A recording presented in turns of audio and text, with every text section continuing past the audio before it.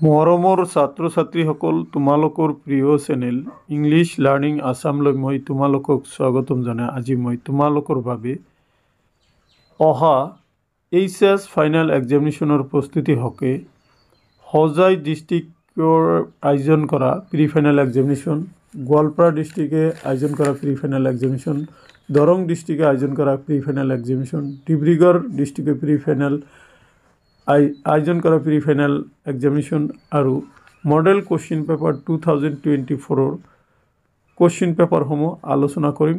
এই ভিডিঅ'ত মই তোমালোকৰ আগত পাৰ্ট এৰ পৰা এই 5টা কুৱেশ্যন পেপাৰ মিলাই মুঠ 40টা অতি চমু প্ৰশ্ন আলোচনা কৰিম। আশা কৰিম এই অতি চমু প্ৰশ্নসমূহে তোমালোকৰ অহা পৰীক্ষাত সহায় কৰিব। বলাচোন মৰমৰ ছাত্ৰ ছাত্ৰীসকল, পোনপ্ৰথমতে মই তোমালোকৰ আগত হোজাই ডিষ্ট্ৰিক্ট এইচএছ এক্সামিনেশ্যন বোৰ্ডে অনুষ্ঠিত কৰা প্ৰি ফাইনেল এক্সামিনেশ্যন 2024ৰ পলিটিকেল ছায়েন্সৰ পাৰ্ট এৰ অতি চমু প্ৰশ্নসমূহ জানিবলৈ প্ৰয়াস কৰোঁ। পাৰ্ট এ সমসাময়িক বিশ্ব ৰাজনীতি। ইয়াতে দেখা 1 নম্বৰত আছে নিম্নলিখিত প্ৰশ্নসমূহৰ পৰা যিকোনো 6টাৰ উত্তৰ লিখা। এ বাৰ্লিন দেৱাল কেতিয়া ভাঙন হৈছিল? উত্তৰ বাৰ্লিন দেৱাল 1989 চনৰ 9 নৱেম্বৰ তাৰিখে ভাঙন হৈছিল। আসিয়ানৰ সম্পূৰ্ণ ৰূপটো কি? আসিয়ানৰ সম্পূৰ্ণ ৰূপটো হ'ল association of south east Asian nations. তাৰপিছত ছাৰ্কৰ মুখ্য কাৰ্যালয় ক'ত অৱস্থিত? ছাৰ্কৰ মুখ্য কাৰ্যালয় কাঠমাণ্ডু, নেপালত অৱস্থিত। ডি চেপ্টাৰ সম্পূৰ্ণ ৰূপ লিখা। চেপ্টাৰ সম্পূৰ্ণ ৰূপটো হ'ল south Asian free trade area. South Asian free trade area, এইটো হ'ল চেপ্টাৰ সম্পূৰ্ণ ৰূপ। তাৰপিছত কোৱা হৈছে কোনটো দিন ৰাষ্ট্ৰসংঘৰ দিৱস হিচাপে পালন কৰা হয়? উত্তৰ প্ৰতি বছৰে 24 অক্টোবৰ দিনটো ৰাষ্ট্ৰসংঘৰ দিৱস হিচাপে পালন কৰা হয়। ইউৰোপীয় সংঘৰ উমৈহতীয়া মুদ্ৰাৰ নাম কি? উত্তৰ ইউৰোপীয় সংঘৰ উমৈহতীয়া মুদ্ৰাৰ নাম হ'ল ইউৰো। তাৰপিছত দিয়া হৈছে পাৰমাণৱিক সম্প্ৰসাৰণ চুক্তি কেতিয়া স্বাক্ষৰিত হৈছিল? উত্তৰ পাৰমাণৱিক সম্প্ৰসাৰণ চুক্তি 1968 চনৰ 1 জুলাই তাৰিখে স্বাক্ষৰিত হৈছিল। এতিয়া মই তোমালোকৰ আগত এজেণ্ডা 21 মানে কি? সেউজ গৃহ গেছ বুলিলে কি বুজা? আৰু ডে নম্বৰৰ এনচাৰটো হ'ল বিশ্বায়নৰ এক গুৰুত্বপূৰ্ণ কাৰক হ'ল প্ৰযুক্তিবিদ্যা। হয় বা নহয় লিখা। উত্তৰ হ'ব হয়। এতিয়া মই তোমালোকৰ আগত যি 2টা প্ৰশ্নৰ আনচাৰ কৰা নাই সেইকেইটা আনচাৰ কৰি দিব ওলাইছোঁ, লগতে বাকী প্ৰশ্নসমূহ তোমালোকৰ স্ক্ৰীনশ্বটৰ সুবিধা কৰি দিব ওলাইছোঁ। তোমালোকে প্ৰশ্নসমূহ চোৱা যিখিনি মই মুখে মুখে মাতি গৈছোঁ। অ'কে, লগতে স্ক্ৰীনশ্বট মাৰিও ল'ব পাৰিবা। ইয়াতে মই তোমালোকৰ আগত এজেণ্ডা 21 কি সেই বিষয়ে আগবঢ়াম। দেখা এজেণ্ডা 21 বা কাৰ্যসূচী 21 হ'ল ৰিঅ' সন্মিলনে আগবঢ়োৱা এক বিকাশমূলক কাৰ্যসূচী। তাৰপিছত মই তোমালোকৰ আগত সেউজ গৃহ গেছ বুলিলে কি বুজা? সেউজ গৃহ গেছ বুলিলে বিশ্বৰ দেশবোৰে স্থাপন কৰা উদ্যোগসমূহৰ পৰা নিৰ্গমন হোৱা কাৰ্বন ডাই অক্সাইড, মিথেন, হাইড্ৰ'ক্ল'ৰ'ফ্লুৰ'কাৰ্বন তাৰপিছত আদি গেছৰ বুজায়। এইখিনি আছিলে হোজাই জিলাৰ কুৱেশ্যন পেপাৰৰ সমাধান। এতিয়া মই ডিব্ৰুগড় জিলাই অনুষ্ঠিত কৰা প্ৰি ফাইনেল এক্সামিনেশ্যনৰ প্ৰশ্নসমূহ আলোচনা কৰিম। পাৰ্ট এৰ প্ৰশ্নসমূহ হ'ল সমসাময়িক বিশ্ব ৰাজনীতি। নিম্নলিখিত প্ৰশ্নসমূহৰ যিকোনো 6টাৰ উত্তৰ দিয়া। ইয়াতে দেখা প্ৰথম প্ৰশ্নটো হৈছে ছোভিয়েট সংঘৰ পৰা স্বাধীনতা ঘোষণা কৰা প্ৰথমখন গণৰাজ্যৰ নাম কি? উত্তৰ লিথুয়ানিয়া। বি আসিয়ানৰ সম্পূৰ্ণ ৰূপটো লিখা। আসিয়ানৰ সম্পূৰ্ণ ৰূপটো হ'ল association of south east Asian nations. C তলৰ কোনখন দেশ দক্ষিণ এছিয়াৰ অন্তৰ্ভুক্ত দেশ নহয়? ইয়াতে দিয়া আছে এ ভূটান, বি ভাৰতবৰ্ষ, সি পাকিস্তান, ডি চীন। গতিকে শুদ্ধ উত্তৰ হ'ব চীন, ডি। কোনটো দিন ৰাষ্ট্ৰসংঘৰ দিৱস হিচাপে পালন কৰা হয়? এইটো 24 অক্টোবৰ। আগৰ কোশ্চিনত আলোচনা কৰিলোঁ, কমন পৰিছে। ই NPTৰ সম্পূৰ্ণ ৰূপটো লিখা। NPTৰ সম্পূৰ্ণ ৰূপটো হ'ল nuclear non proliferation treaty. Nuclear non proliferation treaty. তাৰপিছত তোমালোকে এপ নম্বৰটো লিখা। যিকোনো এটা সেউজ গৃহ গেছৰ নাম লিখা। এইটো কাৰ্বন ডাই অক্সাইড লিখিব পাৰা, মিথেন লিখিব পাৰা, নাইট্ৰাছ অক্সাইড লিখিব, CFC ক্লৰ'ফ্ল'ৰ কাৰ্বনো লিখিব পাৰা। তাৰপিছত যি নম্বৰটো কোৱা হৈছে খিলঞ্জীয়া জনসাধাৰণৰ বিশ্ব পৰিষদ গঠন হৈছিল 1974, 1975, 1976 চনত। উত্তৰ হ'ব 1975 চনত। এইখিনি আছিলে ডিব্ৰুগড় জিলায় অনুষ্ঠিত কৰা প্ৰি ফাইনেল এক্সামিনেশ্যনৰ প্ৰশ্নসমূহৰ সমাধান। ইয়াতে দেখা প্ৰশ্নসমূহৰ সমাধান এই তলত দিয়া ধৰণে দিয়া হৈছে।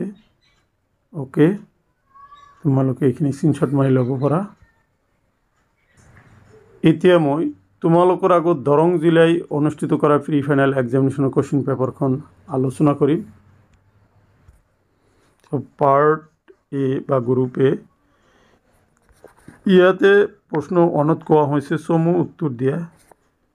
এ কোনখন ৰাষ্ট্ৰৰ পতনক দ্বিতীয় বিশ্বৰ পতন হিচাপে জনা যায়? উত্তৰ সোভিয়েট ইউনিয়নৰ পতনক। তাৰপিছত NIEৰ সম্পূৰ্ণ ৰূপটো লিখা। NIEৰ সম্পূৰ্ণ ৰূপটো হ'ল new international economic order. C 1992 চন। নেক্সট বসুন্ধৰা সন্মিলন অনুষ্ঠিত হৈছিল ডেছ চনত? উত্তৰ 1992 চনত বসুন্ধৰা সন্মিলন ব্ৰাজিলৰ ৰাজধানী ৰিঅ' ডি জেনেৰিঅ'ত অনুষ্ঠিত হৈছিল। এতিয়া ডি গোলকীয় ৰাজহুৱা সামগ্ৰীৰ এটা উদাহৰণ দিয়া। গোলকীয় ৰাজহুৱা সামগ্ৰীৰ এটা উদাহৰণ হ'ল পৰিষ্কাৰ পৰিৱেশ, স্বাস্থ্য আজি। তাৰপিছত বৰ্তমান ৰাষ্ট্ৰসংঘৰ সচিব প্ৰধান কোন? উত্তৰ বৰ্তমান ৰাষ্ট্ৰসংঘৰ সচিব প্ৰধান হ'ল এণ্টনিঅ' গুটেৰেছ। তাৰপিছত বিশ্বৰ সৰ্ববৃহৎ গণতান্ত্ৰিক ৰাষ্ট্ৰখনৰ নাম কি? বহুত ইণ্টাৰেষ্টিং প্ৰশ্ন। এইটো হ'ব আমাৰ ভাৰতবৰ্ষ। এতিয়া মই তোমালোকৰ আগত এই প্ৰশ্নসমূহৰ সমাধানৰ স্ক্ৰীনশ্বটৰ ব্যৱস্থা কৰি দিছোঁ। তোমালোকে প্ৰশ্নসমূহ স্ক্ৰীনশ্বট মাৰি ল'ব পাৰা। তোমালোকক স্ক্ৰীনশ্বটৰ সুবিধা কৰি দিছোঁ। এতিয়া মই তোমালোকৰ আগত গোৱালপাৰা জিলায় অনুষ্ঠিত কৰা প্ৰি ফাইনেল এক্সামিনেশ্যন 2024ৰ প্ৰশ্নসমূহৰ সমাধান আগবঢ়াব ওলাইছোঁ। ইয়াতে দেখা পাৰ্ট 1ত আছে নিম্নলিখিত প্ৰশ্নসমূহৰ যিকোনো 6টাৰ উত্তৰ লিখা। ইয়াতে দিয়া আছে কিমান চনত চীনে মুক্ত দুৱাৰ নীতি গ্ৰহণ কৰিছিল? উত্তৰ 1978 চনত। 1978 চনত। কোনখন ৰাষ্ট্ৰৰ পতনক দ্বিতীয় বিশ্বৰ পতন হিচাপে জনা যায়? সোভিয়েট ইউনিয়নৰ। সাৰ্কৰ প্ৰথমখন শীৰ্ষ সন্মিলন ক'ত অনুষ্ঠিত হৈছিল? বাংলাদেশৰ ৰাজধানী ঢাকা চহৰত। এণ্টনিঅ' গুটেৰেছ ৰাষ্ট্ৰসংঘৰ বৰ্তমানৰ সচিব প্ৰধান হয়নে? হয়। বাৰ্লিন দেৱাল ডেছ চনত ভাঙি দিয়া হৈছিল? খালী ঠাই পূৰণ কৰা।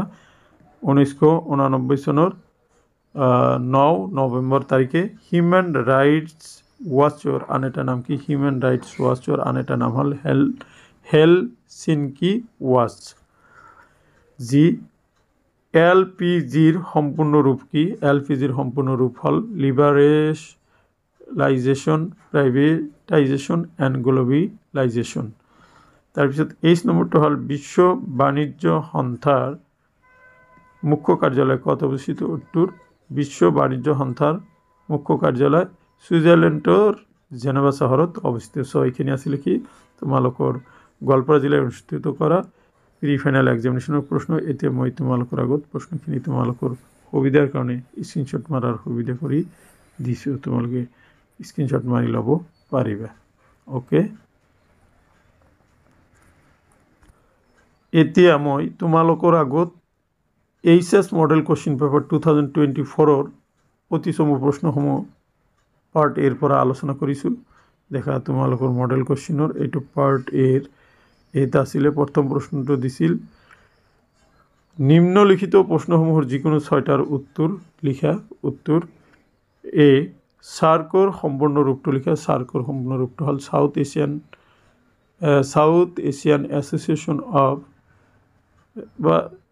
Association of regional cooperation. তাৰপিছত কোনে মুক্ত দুৱাৰ নীতি প্ৰয়োগ কৰিছিল? উত্তৰ চীনে। তাৰপিছত ইউৰোপীয় সংঘৰ উমৈহতীয়া মুদ্ৰাৰ নাম কি? উত্তৰ ইউৰো। 1985 চনত ছোভিয়েট ইউনিয়নৰ দেশে সংস্কাৰ আৰম্ভ কৰিছিল? উত্তৰ মিখাইল গৰ্বাচেভে। খিলঞ্জীয়া জনসাধাৰণৰ বিশ্ব পৰিষদ গঠন হৈছিল 1974, 75 আৰু 76 চনত? উত্তৰ হ'ব 1975 চনত। 72টো বাছি উলিয়াব দিছিল। বাৰ্লিন দেৱাল কেতিয়া ভংগা হৈছিল? এইটোৰ উত্তৰ তোমালোকক দুইবাৰ কোৱাই হৈছে, তোমালোকে নিশ্চয় পাৰিবা। 1989 চনৰ 9 নৱেম্বৰত। চিপকো আন্দোলনৰ মূল নেতাগৰাকীৰ নাম কি? চিপকো আন্দোলনৰ মূল নেতাগৰাকীৰ নাম আছিল সুন্দৰলাল বহুগুণা। ভাৰতৰ বৈদেশিক নীতিৰ প্ৰধান স্থপতি কোন? উত্তৰ প্ৰয়াত ভাৰতৰ প্ৰথম প্ৰধানমন্ত্ৰী পণ্ডিত জৱাহৰলাল নেহৰু। তাৰপিছত তোমালোকৰ ৰাষ্ট্ৰসংঘৰ মুখ্য কাৰ্যালয় ক'ত? ৰাষ্ট্ৰসংঘৰ মুখ্য কাৰ্যালয় হ'ল নিউয়ৰ্ক চহৰত, USA নিউয়ৰ্ক চহৰত। গতিকে মৰমৰ ছাত্ৰ ছাত্ৰীসকল, এইখিনি আছিলে মডেল কুৱেশ্যন পেপাৰৰ সমাধান। এতিয়া মই তোমালোকক কুৱেশ্যন পেপাৰৰ সমাধানখিনি স্ক্ৰীনশ্বট মাৰাৰ সুবিধা কৰি দিছোঁ, তোমালোকে চাই যোৱা। অ'কে, চ' মাই ডিয়াৰ ষ্টুডেণ্টছ, এইখিনি হ'ল আজিৰ এই ভিডিঅ'ৰ বিষয়বস্তু। আশা কৰিছোঁ এই ভিডিঅ'ৰ বিষয়বস্তুখিনিয়ে তোমালোকৰ অহা পৰীক্ষাত সহায় কৰিব। থেংক ইউ ফৰ ৱাচিং।